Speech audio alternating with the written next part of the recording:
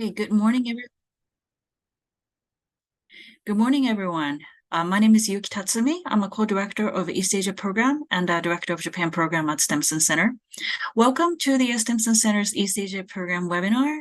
What can Taiwan learn from the Latin America, its relation with Latin America? We will be letting people into the webinar room, so we will get started in about 2 minutes.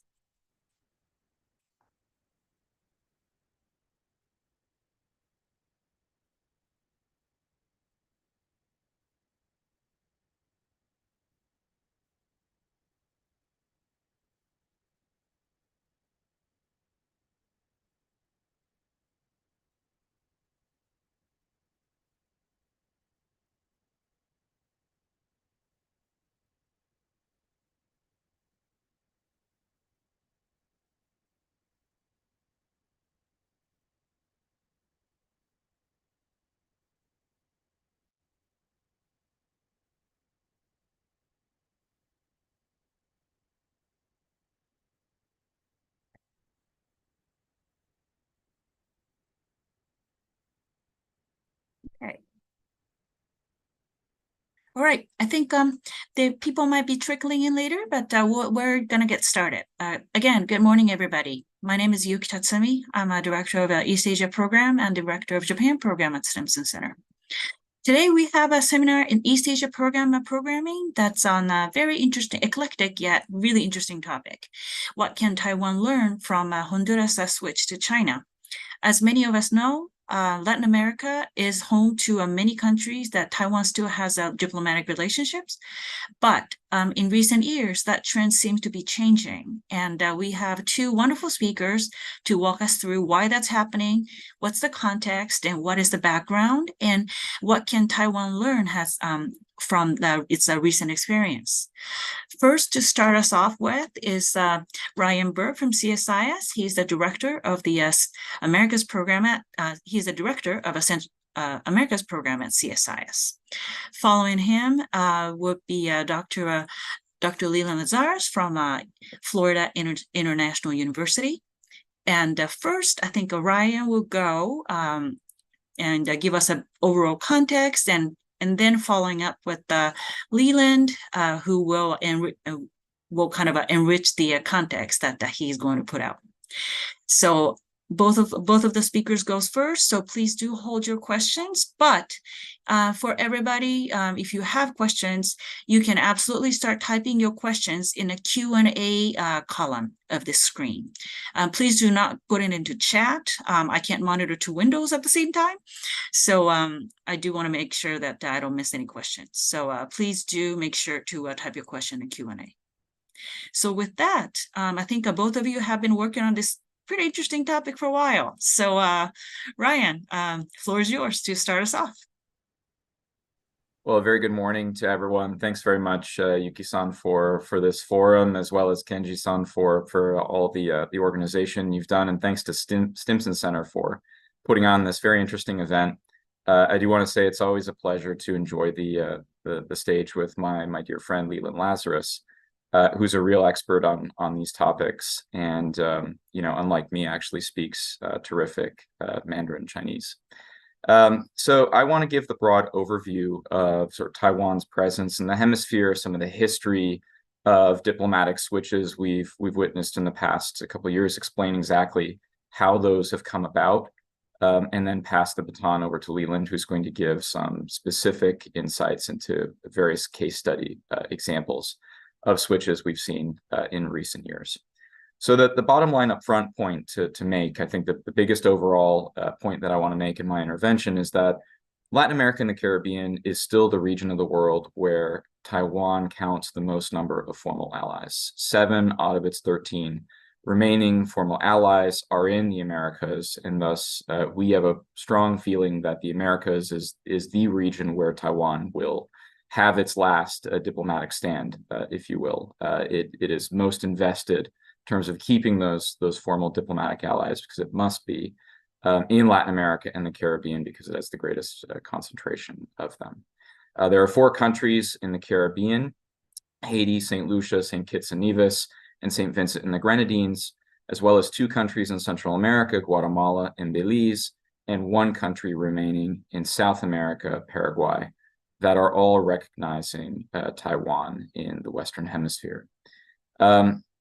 Recently, if I were to take you in a time machine back to, say, 2016, 17, the region would have looked much different. You would have had a number of countries that I didn't just name in Taiwan's list of formal allies on that list, particularly countries concentrated in the Caribbean, as well as Central America, Panama, El Salvador, Honduras, of course, the subject of today's conversation, as well as the Dominican Republic.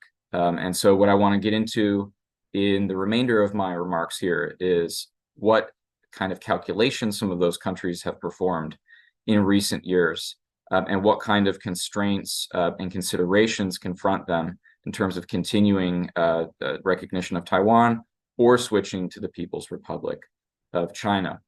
And I think broadly speaking, it's safe to say that switches happen in 2 general contexts, or we see switches being discussed most publicly in 2 general contexts. The first is in elections. We've seen increasingly in a number of countries, recognition of Taiwan become, in fact, a political issue. Parties running on either a diplomatic switch to the PRC or remaining with Taiwan if elected. So the issue has actually become front and center a political issue in the foreign policy of a number of countries who are still recognizing Taiwan and those who have decided to switch in recent years. And then particular projects, we've seen case studies where countries will come to a particular phase in their development and they will decide that Taiwan is not capable or does not have the political will to invest in that particular project, which is central to the development of the country, and make a political switch for that reason, for a particular project or a particular stream of financing. And that happens to be the case in Honduras. Honduras happens to actually fit both of the categories that I just mentioned. There was a formal political campaign promise to switch from the Republic of China or Taiwan to the PRC by Xiomara Castro, current president of Honduras.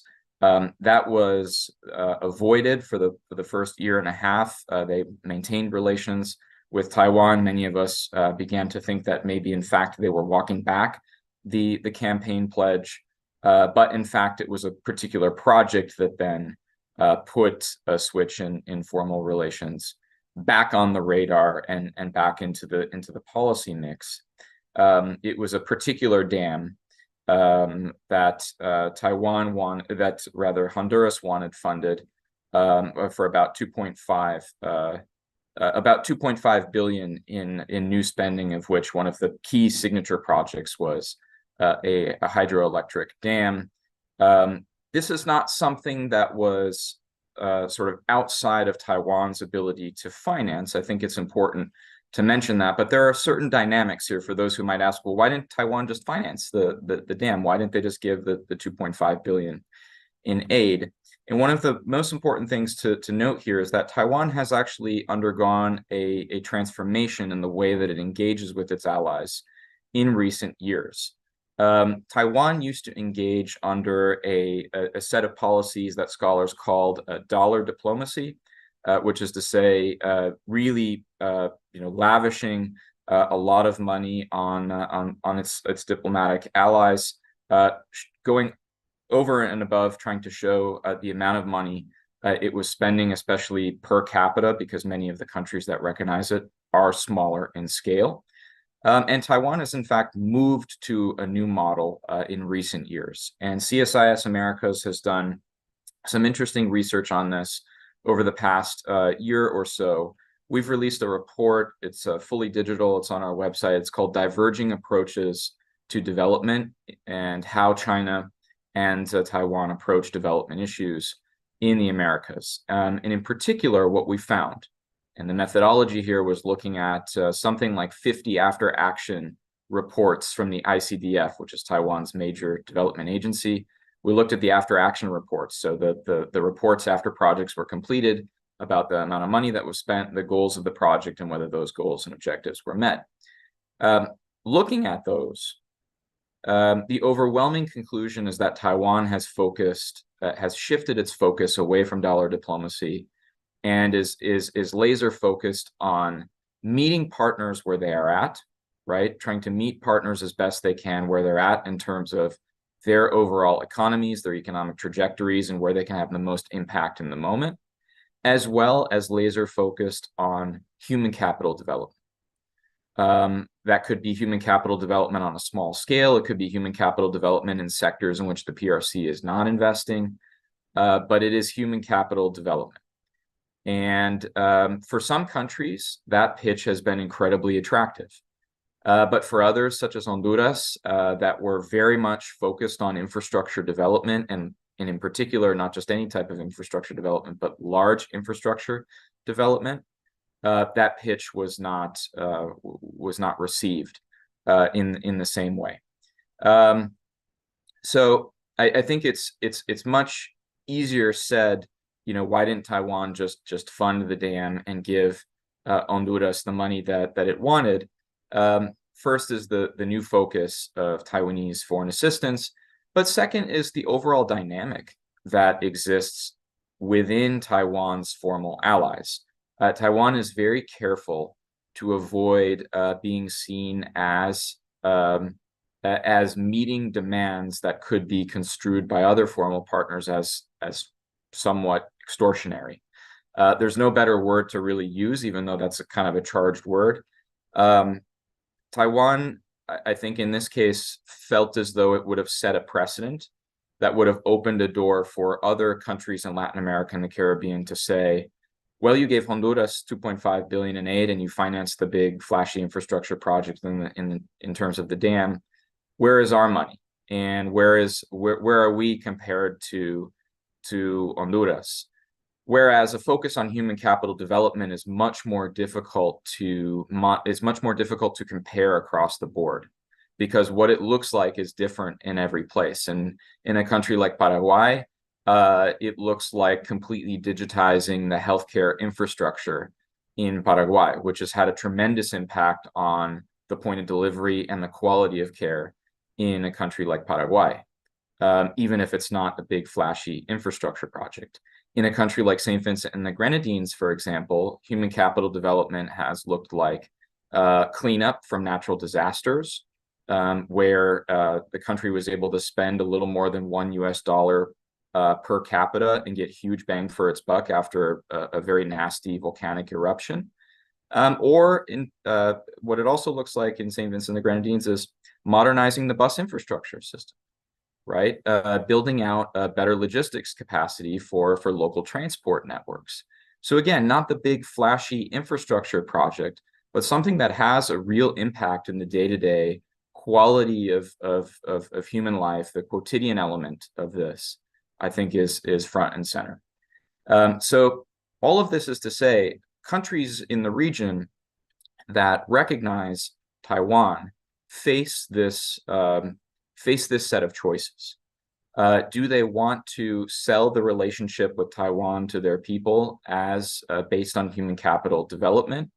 Or do they want to campaign on big, large, sometimes flashy infrastructure investments, or in many cases, announcements of infrastructure investments? We should make that clear, because in some cases, the promises haven't come to fruition. Do they want to campaign on that? And these are very important choices that leaders in the region are facing. And I think when we look at these choices, we shouldn't simply say that they are easy choices for leaders in the region to make. In fact, they're very difficult choices in the region.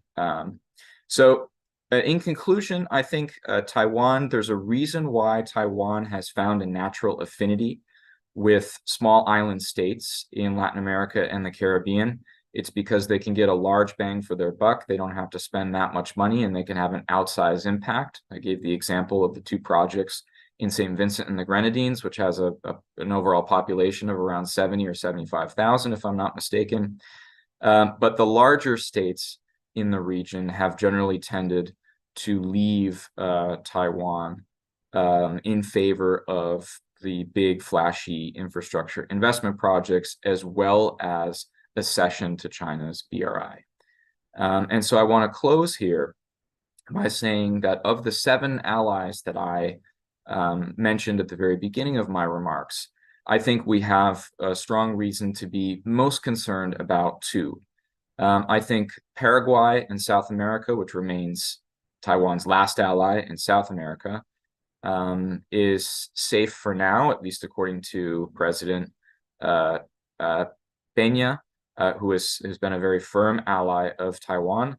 However, this could become an issue in future campaigns. It already was an issue in the past campaign, with Peña's opponent explicitly promising to switch recognition in favor of agricultural exporters, particularly beef, cattle farmers, being able to access the Chinese market. And Guatemala would be my other major concern, as the largest remaining ally population-wise of Taiwan, if I'm not mistaken, of about 17 or 18 million people. That country has just elected Bernardo Arevalo, a center-left politician who mentioned on the campaign trail words that were very similar to words that Xiomara Castro in Honduras used when she campaigned, which is, why can't we just have relations with both? We want to, we like our friendship with Taiwan, but we also want to open markets in China, and we'd like to have our cake and eat it too.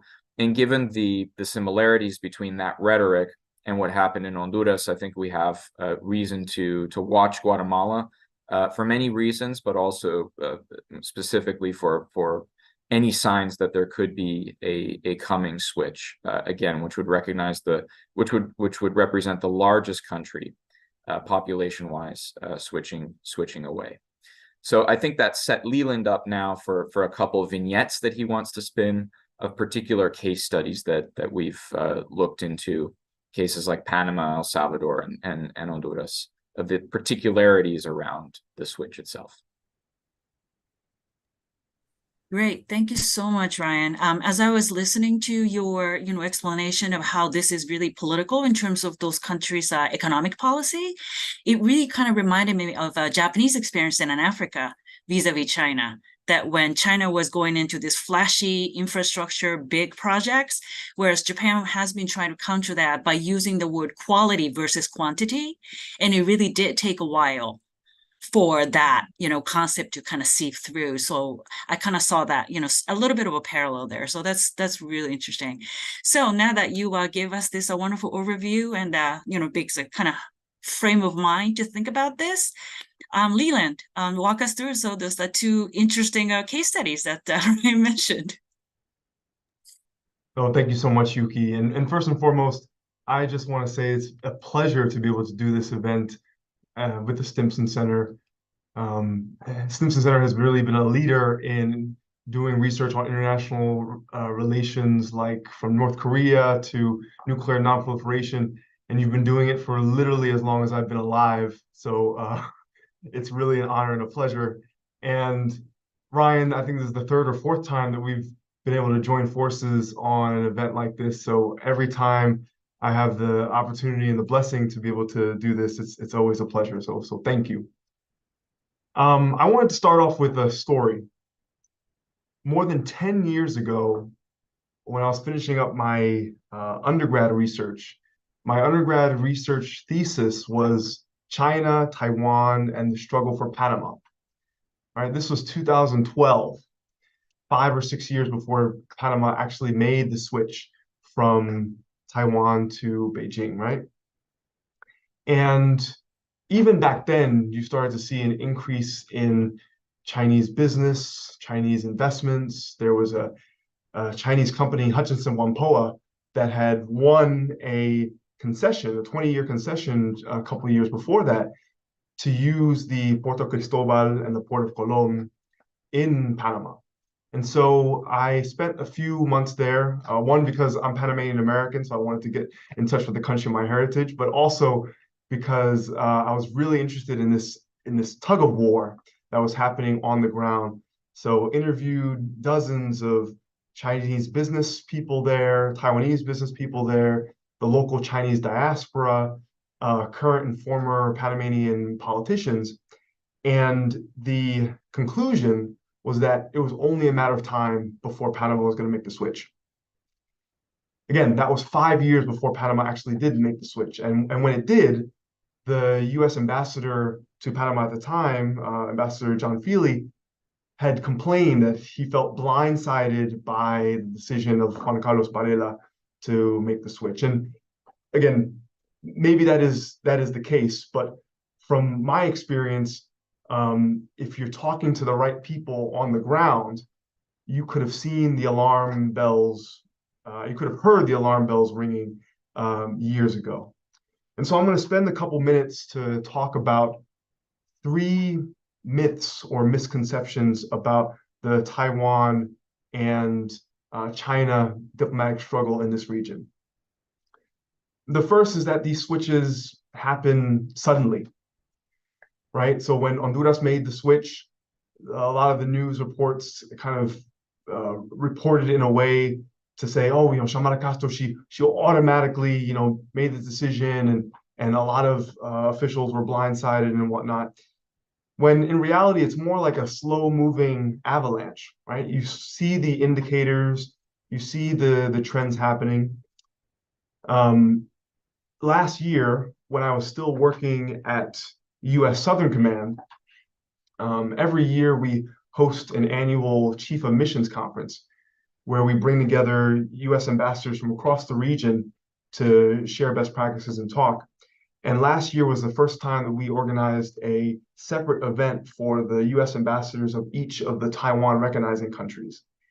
And it was fascinating being the organizer of that program because I got to hear all the kind of similarities that the U.S. ambassadors kept saying, right? Whether it be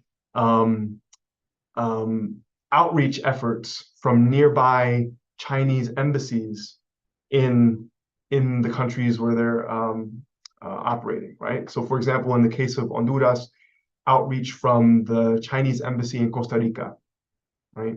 Or in the Caribbean, specifically the Eastern Caribbean, outreach efforts from the embassy in Barbados and the embassy in Antigua Barbuda in order to see and try to lay groundworks in St. Lucia, St. Kitts and Nevis, St. Vincent and the Grenadines.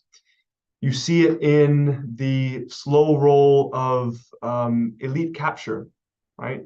And the influence from wealthy Chinese business people. Just earlier this year, Florida International University, we did a deep dive on the increase in Chinese influence of Caribbean citizenship by investment.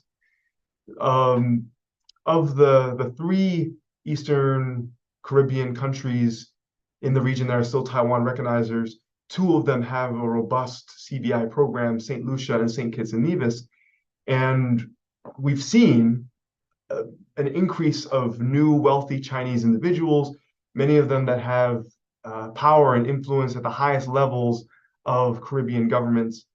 And there's a very real concern on the part of Taiwan counterparts who are in those countries that as there are more and more new voters, right, new citizens, that they could potentially pressure a current government or opposition party to vote to make a switch from Taiwan to Beijing. So that's a very real concern on the part of our Taiwan counterparts.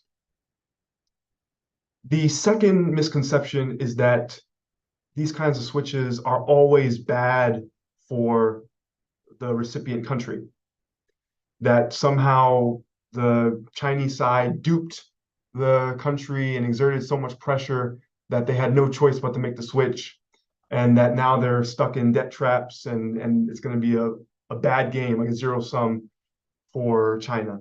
And that is just not the case for a lot of the examples. I think a lot of Latin American and Caribbean countries, they are looking for specific ways to grow their economies quickly. A lot of them are looking for free trade agreements, and quite frankly, Washington doesn't have the appetite for free trade agreements right now. And so you see Honduras, right after making the switch from Taiwan to China, they immediately entered into negotiations for a free trade agreement, right? That's happening right now. And you're seeing commitments from Chinese companies like Texhong, which is a textile company.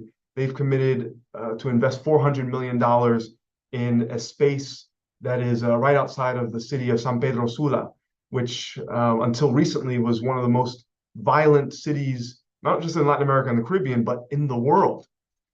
And that project is slated to generate 7,000 jobs. Nicaragua, right, made the switch in 2021. Since then, they're also negotiating a free trade agreement with China. And the Chinese company Yutong has donated electric buses to them. The Ministry of Public Security has donated various law enforcement equipment. There's talk of the China Harbor Engineering Company to invest in the expansion of the port of Bluefields in Nicaragua, which could have potential dual use concerns on the part of the US. So that's not necessarily a good point from us.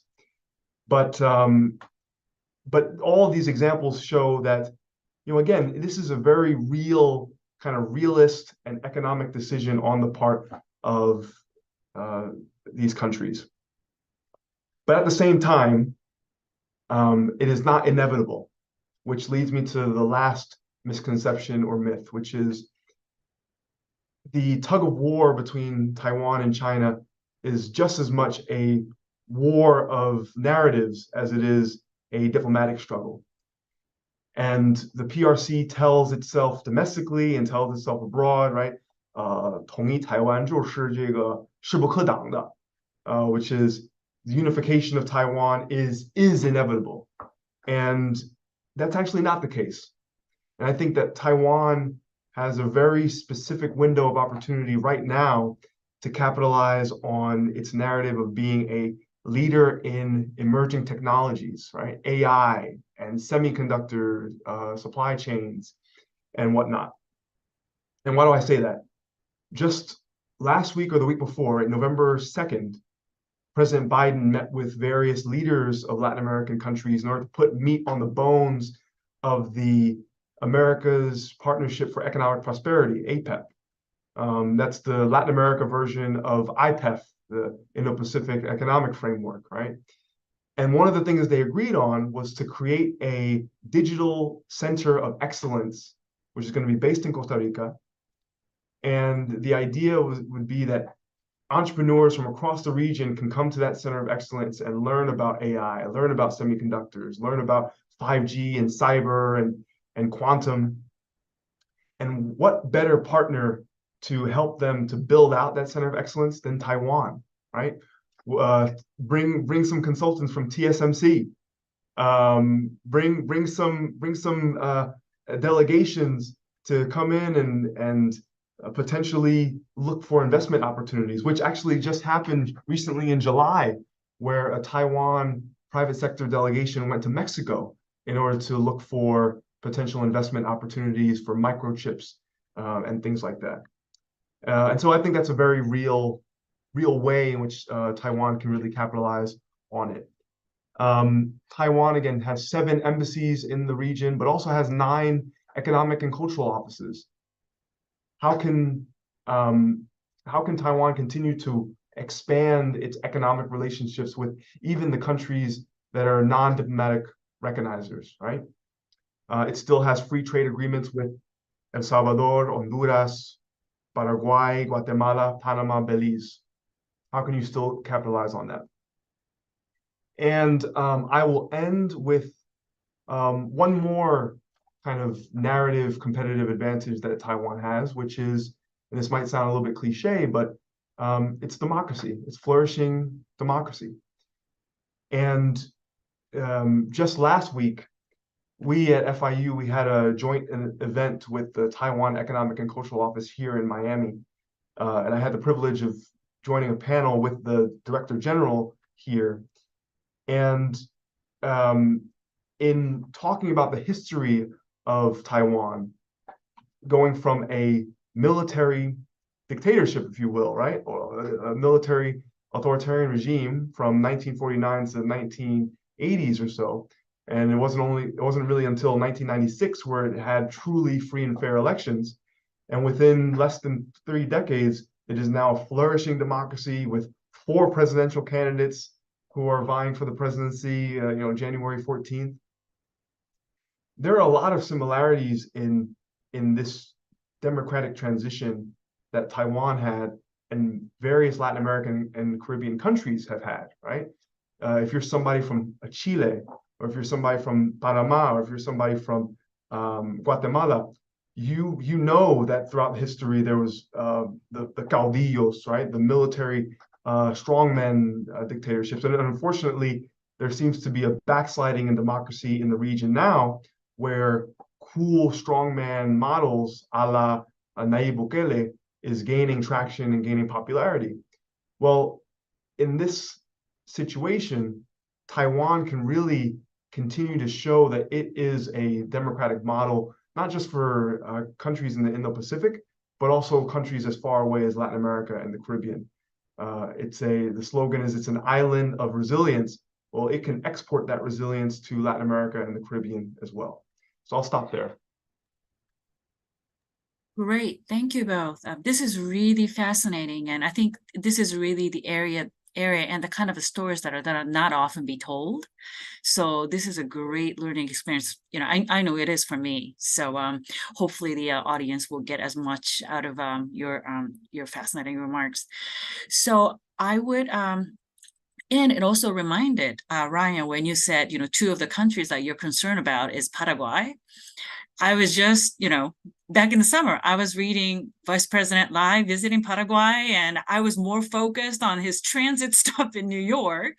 But now that, hearing that, I now have a greater appreciation of why he did go to Paraguay to attend the inaugurals.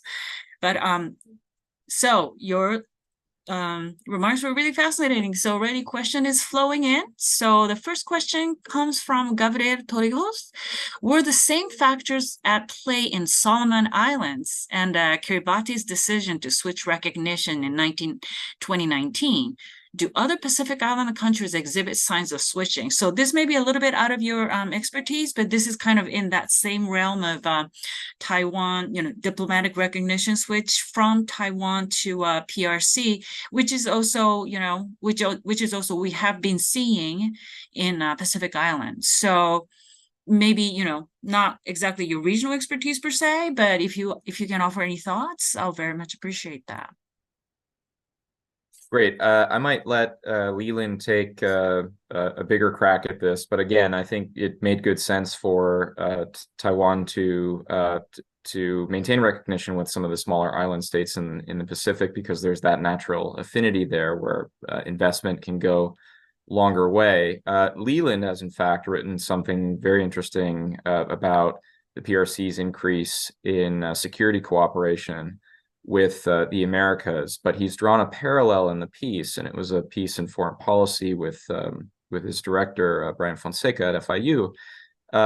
It drew on the case of the Solomon Islands to show how the PRC was using recognition and the newfangled presence it had there to be able to advance broader interests in perhaps building out a base or building out some kind of military presence, right? The idea that China is safe and secure at home is something that appeals to a lot of places that are struggling with citizen security challenges.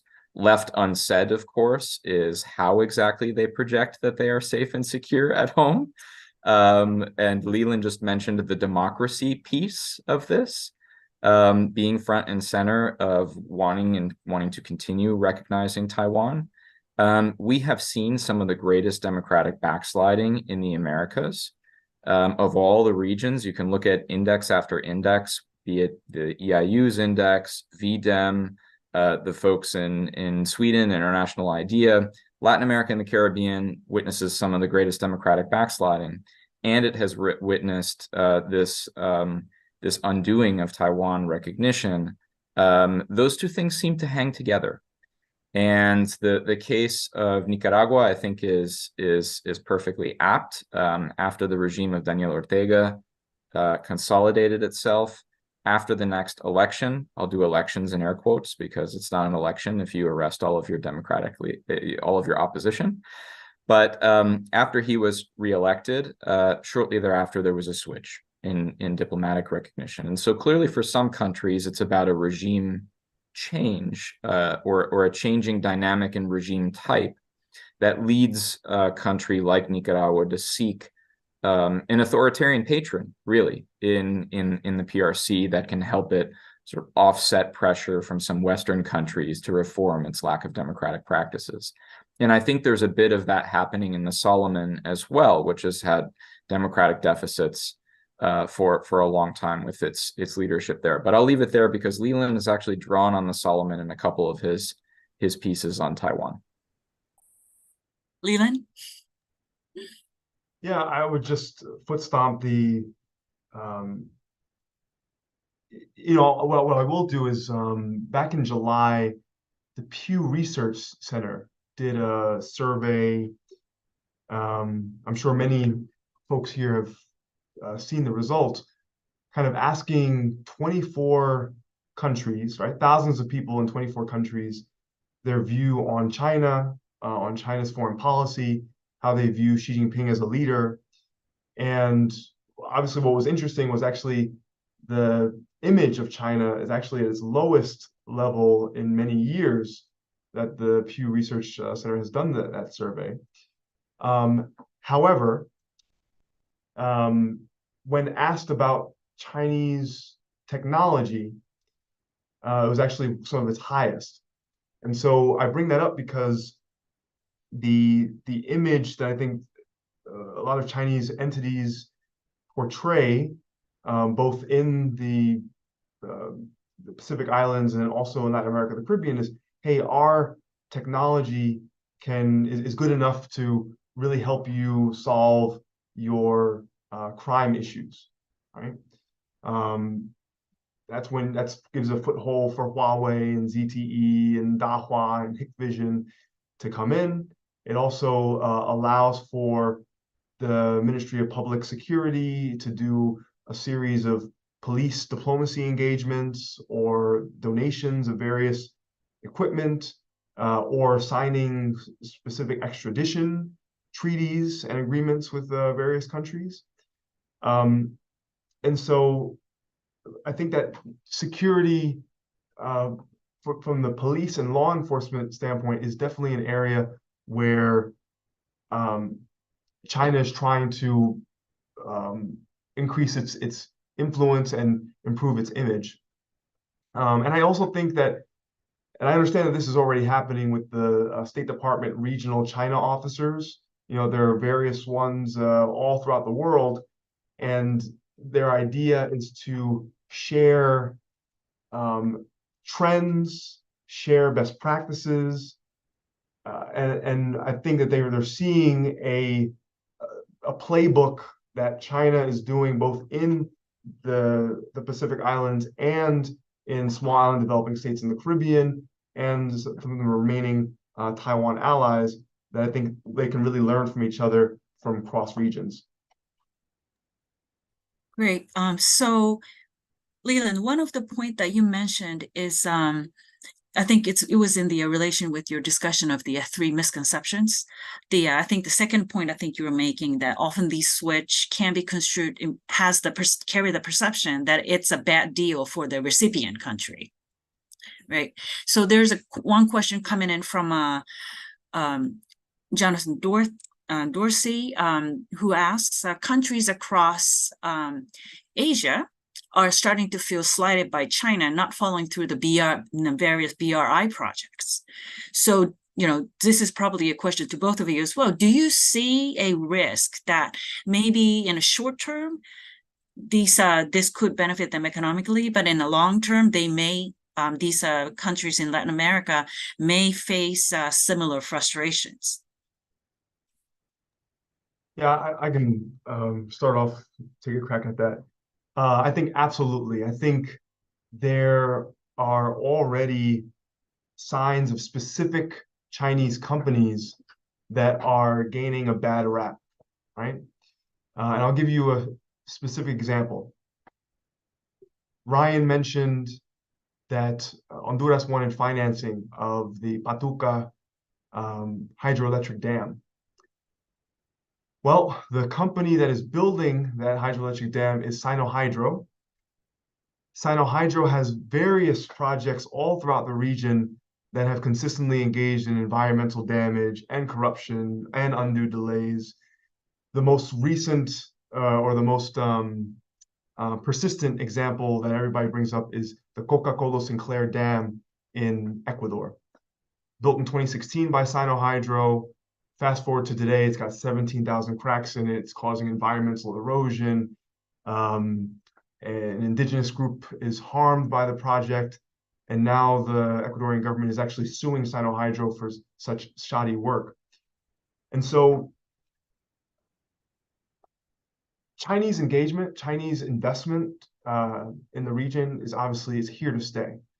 And I'm sure some folks have already read the incredible newest report from Aid Data, and they've been basically showing that even though loans from China Development Bank and China Exim Bank have kind of decreased over time, lending and projects financed by commercial banks has continued to be strong, right?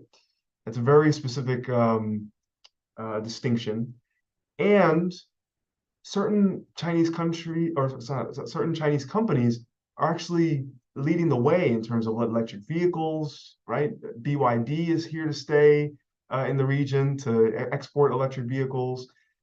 Different Chinese companies that are specifically interested in critical minerals like Ganfeng and Tianqi, they are continuing to be bullish in the region and building lithium cathode battery plants and things like that in different areas. Mind you, going back to sort of BYD and China's auto industry, there's a market increase in Chinese car companies selling cars in Guatemala, like Jetor and BYD. That again is a huge indicator of where they think Guatemala could go to next. And so basically what I'm trying to say is that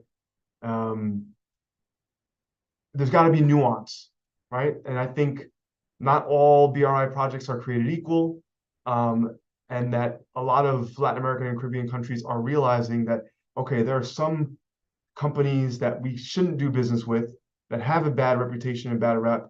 There are some that we want to continue to stay bullish on. And that's the kind of smart decision making that they can continue to take going forward. I want to echo a couple things that Leland said, because I think we've had a number of cases in Latin America and the Caribbean to the person's question. We've had a number of cases of caveat emptor, right? We've had a number of cases of buyer beware type of situations. We've also seen other BRI projects pulled off with relative success. It's really a mixed bag. The most quintessential example is, of course, the Coca-Cola Sinclair Dam project that Leland mentioned. If you're interested in seeing some images of the devastation and what it looks like, in that report that I referenced in my opening remarks, in which Leland has kindly put into the chat box, you will find topographical images of the environmental devastation from that project as part of the digital report. So if you're interested in going to the easiest place to find that, you can click on that link in the chat box. But there are plenty of other projects that we could point to that involve institutional degradation of democratic institutions in Latin America, that we could point to co-optation of elites, that we could point to environmental devastation, running roughshod over indigenous rights, and so on. The list goes on. But I also want to emphasize something that Leland said, which is very interesting, which is we are at the point, I think, where it is arguable how important BRI will be to China's foreign policy moving forward. Right, we had the 10-year anniversary in Beijing that just happened in September, right? September, October. A lot of countries went to Beijing. There were some announcements of new deals and new initiatives.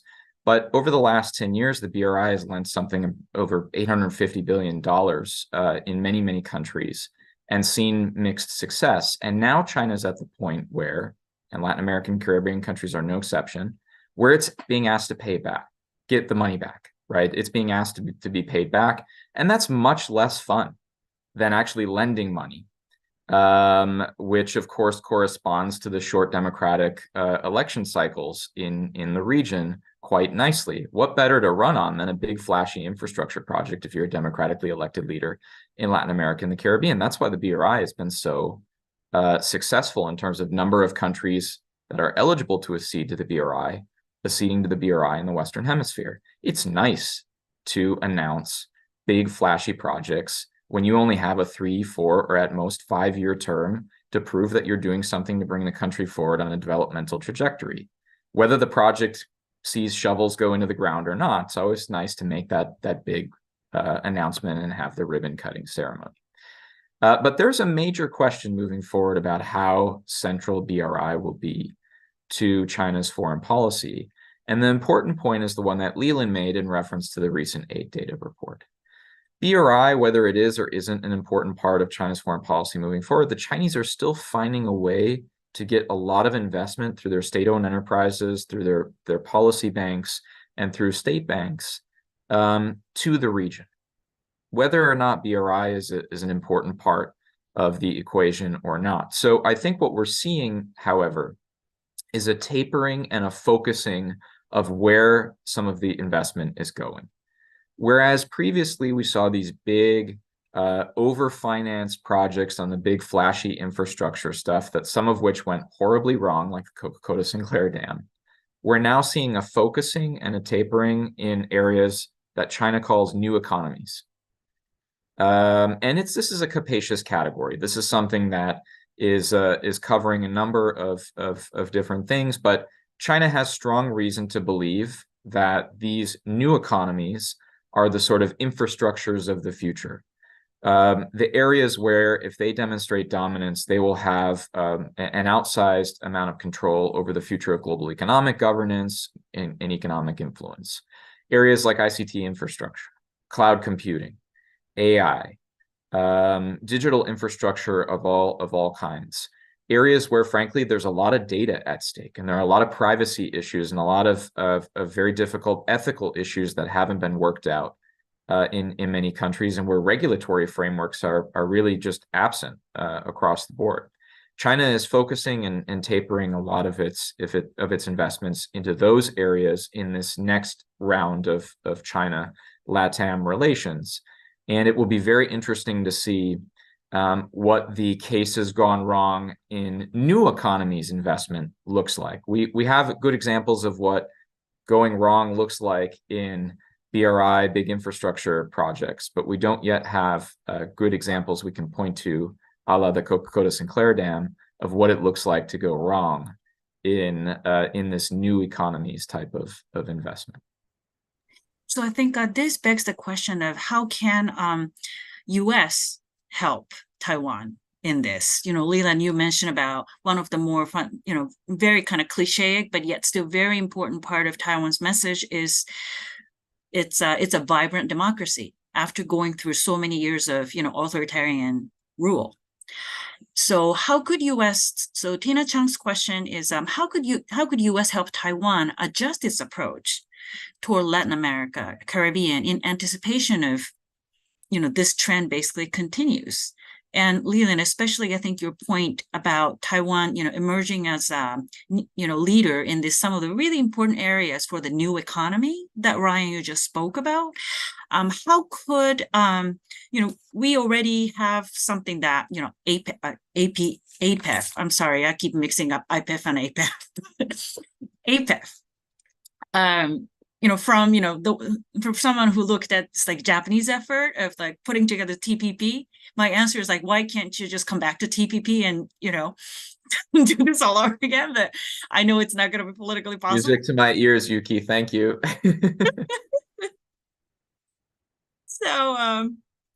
So anyway, so how could US help Taiwan adjusting or maybe sustaining its relationship, or even in the even with the this switch of recognition, Leland and Rai, you both mentioned, they still have a very strong presence in economic and cultural representatives' office in many of those countries still.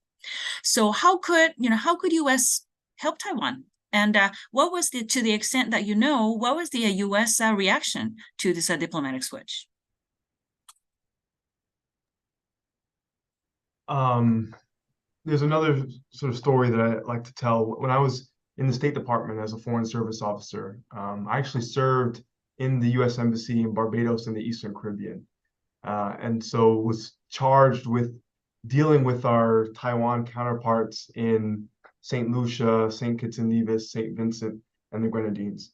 And I remember so vividly, I mean, probably because it was just a couple years ago, but during the pandemic, in the height of the pandemic,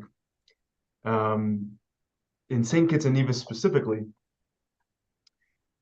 this was, of course, during the time when the U.S. was first caught on its back foot with the pandemic reaching us, but then us wanting to then show, hey, listen, we can actually be a partner, and so we were donating PPE and masks and ventilators and whatnot around the region. Well, Taiwan was doing the same, and so in St. Kitts and Nevis in particular, we were going to donate 10 ventilators, and maybe a couple weeks before we were going to announce that, we found out that Taiwan was going to donate 4. And so we were like, wait a minute, let's create a joint press conference and say that the US and Taiwan together as democratic partners are donating 14 ventilators to the people of St. Kitts and Nevis. And the press conference was great, right? And it got the kind of good narrative and good news story that both parties really needed.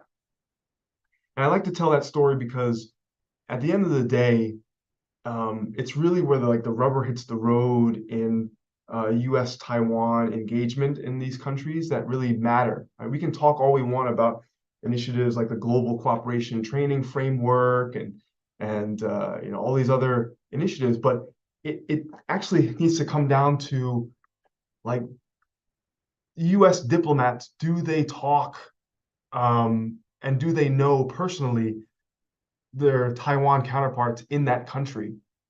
Are they really working together on creating joint programs?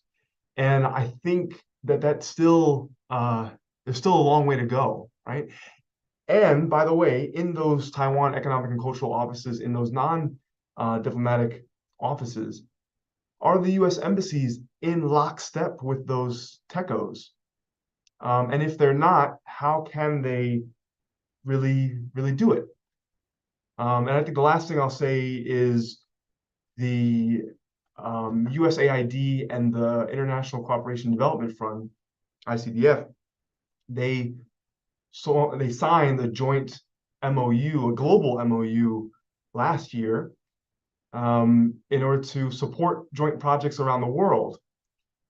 And so it'll be great to see continued USAID, ICDF joint funded projects in the region. And I understand that this has already been happening. For example, in Paraguay, USAID and ICDF have jointly funded a small, medium-sized business entrepreneur kind of incubator programs in Paraguay. That's a great program, and I hope that is a example that can be used throughout the region, both in the Taiwan recognizing countries and then also in the non-Taiwan recognizing offices as well.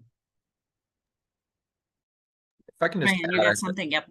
If I can just add a couple things here, Yuki, to Leland's excellent set of ideas. I think the first thing I would say is there is a debate within the small community of folks who look at Taiwan in the Western Hemisphere about whether this is inevitable or not. And then there's a secondary debate beyond that question of those who debate whether it is worth having a plan to try to delay the inevitable, even if it is inevitable, or not. And I happen to come down on the side of, yes, we should have a plan to help Taiwan keep its formal allies in the Western Hemisphere, even if you believe the answer to the first question is that the writing is on the wall and this is inevitable.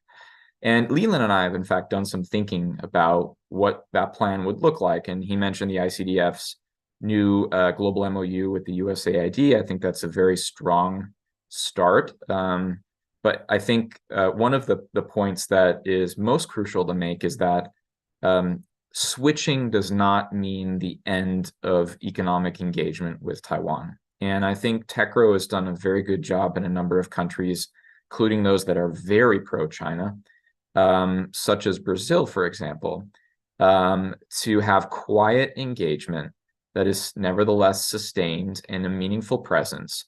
So it is my understanding that on the outskirts of Brasilia, again, one of the most pro-China countries in the region where China has an outsized economic footprint, that there's a small TECRO office that engages with Brazil on important issues. I think that's a meaningful thing to do to show that Taiwan doesn't just leave and economic engagement is no longer as soon as the formal diplomatic switch is made. I think another thing that we have focused on, Leland and I, in a couple of our writings, is this is a discursive struggle. This is a struggle of stories, as he mentioned, and narrative telling, just as much as it's a struggle of actual tangible results on the ground. And under Xi, the PRC has become incredibly proud and more vocal of what it calls the China model, right? In other phases of Chinese history, there wasn't so much sort of chest thumping about these economic results are a product of the model. Now there's an explicit nexus that's usually made in a lot of public rhetoric about there being a nexus between China's alternative model and the results. And even this has stayed front and center of Chinese messaging, even as the results have become more and more lackluster and less impressive as China, slows in terms of its economic growth at home. And so there is a very good story, as Leland mentioned, to tell for Taiwan that frankly speaks to a lot of the histories of countries in Latin America, going from authoritarian regimes run by military figures to democracies in a very short period of time, and then to aspiring upper middle income and upper income democracies. That's a development trajectory that has a strong narrative to it that could be very much appealing in terms of countries wanting to emulate that. So this is a discursive struggle just as much as it's an actual struggle for tangible results, BRI versus human capital development. And then the last thing that we've written about, and I think this is a unique idea that I haven't seen too many other people recommend, is you've got a set of 7 countries in the Western Hemisphere that we should view as a club. It's a distinct club that still recognizes formally Taiwan. Let's increase the benefits of being in that club. And one of the benefits that we could increase for being in that club is actually FaceTime with important figures in the United States, up to and including the president. And so we've written in a few pieces before that it would be interesting of the United States and probably diplomatically beneficial to Taiwan as well, to have routine meetings of countries that recognize Taiwan and get them FaceTime with the president of the United States. I know that this would be valued by the Caribbean delegations, especially because one of their top complaints always, in any context, Taiwan or otherwise, is lack of attention and lack of FaceTime with the president and other high-level officials in the US government. So let's give them reason to stick with Taiwan by giving them that extra FaceTime and attention that they deserve, by making a little informal grouping for countries or friends of Taiwan. I think that would be a smart thing to do, and it could potentially preserve some countries' recognitions over the long run. Maybe both of you can start the new acronym FOT, Friends of Taiwan. Oh man, So I think I wanted that really, that is a really important point though, that Ryan, that you made, that just because official diplomatic switch had happened, doesn't mean that those countries have completely severed ties with Taiwan. If nothing else, Taiwan does stay, and I only have to think about Japan.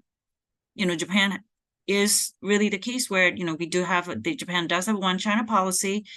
Official recognition goes to PRC, but it still has a very strong and robust economic and cultural relationship with Taiwan, and people to people, all that areas. So that is a very important point that I think everybody needs to hear. In terms of the way to help Taiwan, other than FOT idea, Michael Fonte asked the question that the one area of focus for Taiwan in development finance these days is that Taiwan tries to link perhaps with other U.S. allies like Japanese development funding and USDFC to extend its reach. So do you think for Taiwan, that'll be good way moving forward to continue to do that by somehow not just going in by on their own, but linking up with some other like-minded countries like Japan to try to extend its development financing reach and make it more like a collaborative project in those countries? Absolutely.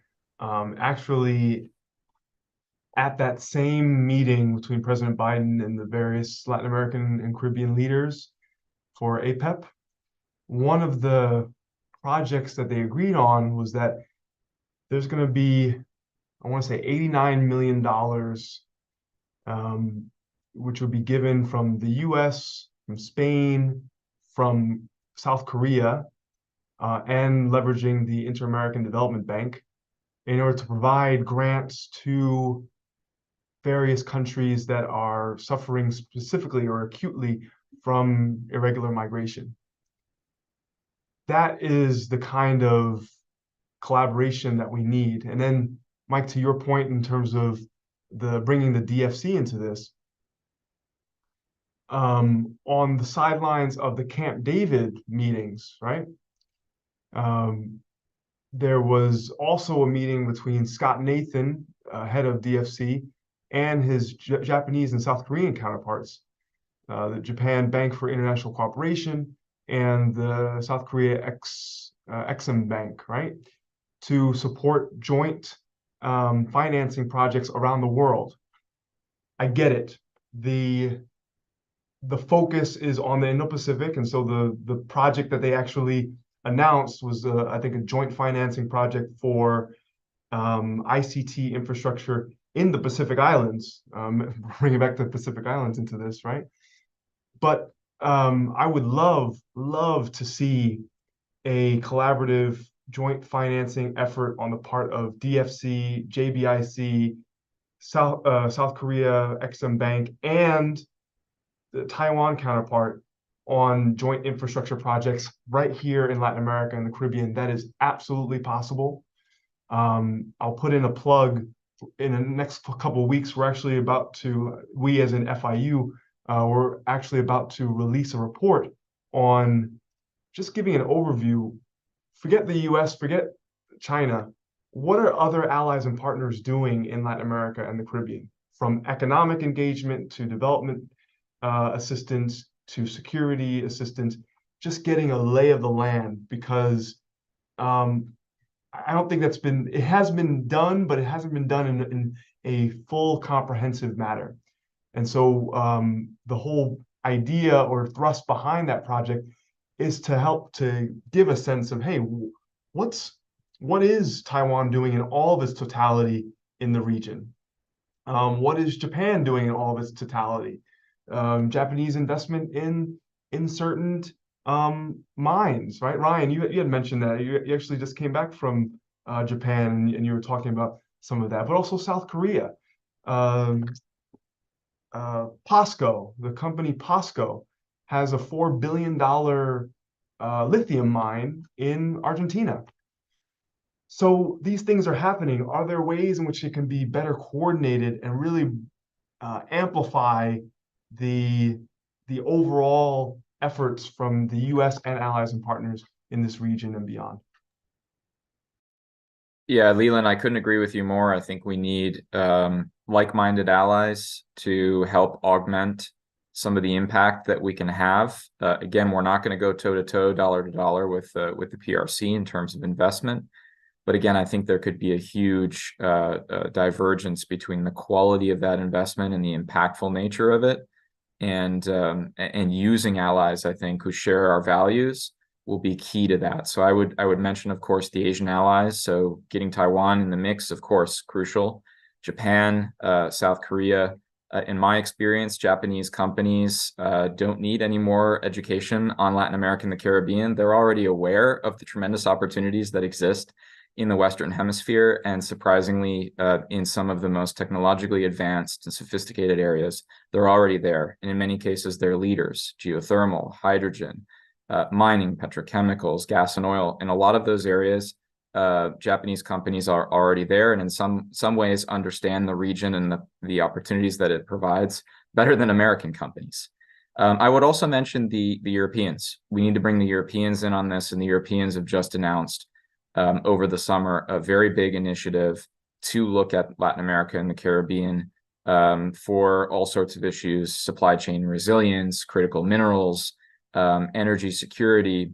And various European officials have made visits to the region: Ursula von der Leyen, Olaf Scholz, of course, making strategic visits to particular countries to try to bolster that relationship. So in my mind, it would be the Europeans, the Americans, of course, bringing Taiwan in and making it central, and then, of course, relying on Japan and South Korea. Together, I think we could form a pretty powerful bloc, putting the values front and center and making sure that the investment has impact. Yuki, can I just add Yeah, one more absolutely. thing? Because what Ryan said is absolutely spot on. And going back to what Ryan said in terms of, this is a discursive or narrative battle as well. The narrative that we consistently hear from folks, leaders, business people in the region is, we don't want to be caught between choosing, the US and China, right? Don't want to be caught in the Cold War. And we want to maximize the economic benefit from both countries.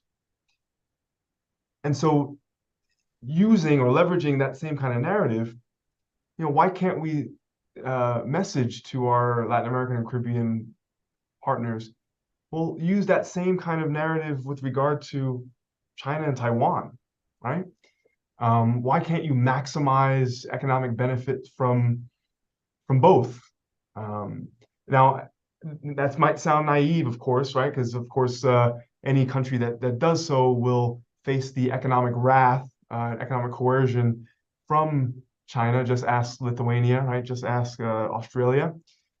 But perhaps countries can learn from a Lithuania or an Australia on how to best kind of protect themselves from economic coercion, so that they can leverage potential investment from Taiwanese private sector companies, do semiconductor workforce development and AI workforce development, so that they're not leaving opportunities on the table that they can be getting from Taiwan.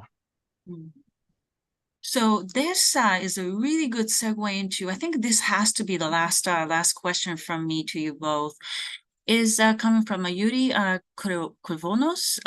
How would you assess, Leland, you mentioned about wrath by PRC, and it's in economic terms. How would you assess the Chinese opposition and action to prevent countries in different regions to develop economic ties, like we've been talking about this past hour or so with Taiwan? And how would be their response to this? And I would also say, because in the line of we're talking about, such as IPEF and Ryan, you mentioned about the, we should incentivize them to continue to develop ties with economic ties with Taiwan. How could US help those countries, respond to, in case that they face something, economic wrath coming out of PRC? Leland, do you want me to go first on this one? Look, it's a really hard question. I think in general, just to just step back from the question for a second, the Chinese economic coercion, though it has been extremely unpleasant for the targets, has largely been ineffective. It has only increased the drive and the ambition in those various countries that have been targeted, not only to resist, but also to find workarounds and ways to build resilience for future acts of coercion. Again, Leland mentioned, just ask Australia, just ask South Korea, ask Lithuania, ask others who have been the targets for various reasons of that particular economic coercion. The thing is with Latin America and the Caribbean, this is the region of the world with the largest number of free trade agreements with the United States. This is a region of the world that has a lot of economic connectivity already with the United States. And so the tools are there, I think, and the administration is looking to build them out with initiatives and mini-laterals and partnership groupings based on particular themes and sub-themes, like the APEP, to be able to fortify those supply chains. Now, those are not immediately justified on the grounds of preventing Chinese economic predation and coercion, right? They're presented to Latin American and Caribbean countries on the grounds of this is for your economic benefit. This is to help get countries on a better economic trajectory and meet partners where they are at, and on the issues that they want to talk about, like anti-corruption safeguards and environmental protection and labor standards. But I would argue that if we're able to build out those connections and make the APEP into something like an attractive club for the current members, and then entice future members who are not in the club to want to get into the club, those would be the type of instruments and the type of informal groupings that would allow us some kind of architecture, so to speak, to be able to counter any type of coercion that we might see. But I think thus far that the important thing to emphasize is, though China has tools that it could use to coerce any number of Latin American and Caribbean countries, they've managed to make profound gains in terms of diplomatic recognition on Taiwan without having to do coercion, at least not yet. They've presented the partnership and formal recognition largely as a win-win cooperative kind of situation where particular projects are promised to be financed. And so they have not had to resort to coercion to flip diplomatic allies. And I think if we do see any examples of that in future, that will certainly be a new phase of China's strategy in terms of winning more hearts and minds in the Americas. Leland, last word? Yeah, no, absolutely. I just want to say I'm actually not as sanguine about sort of political engagement as Ryan just said. So, for example, with APEP, only 1/3 of the Latin American and Caribbean leaders actually attended that meeting. And have actually kind of signed on to the principles of APEP. That kind of shows, why is that, right? Why is that? And I think a lot of Latin American and Caribbean countries, again, what they want is market access, new or updated free trade agreements. And as I mentioned before, obviously, Washington doesn't necessarily have the appetite for something like that now. And so I think that continues to give at least the China side more leverage to basically say, listen, we're offering you market access. We're willing to sign free trade agreements if you switch diplomatic recognition. And then the last thing I want to mention is whether a country wants to protect itself economically from potential economic coercion, it needs political will. And quite frankly, corruption is so ubiquitous in the region that a lot of political elites, they're totally fine with going completely with China if maybe they receive kickbacks or whatnot. Again, I don't want to say all politicians are like that, right?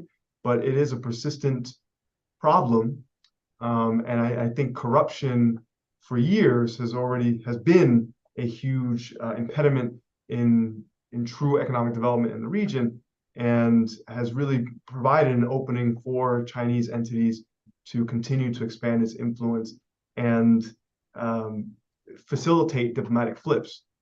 So I think anything that really helps with getting after and improving corruption in the region can also help to improve Taiwan's chances in the region going forward.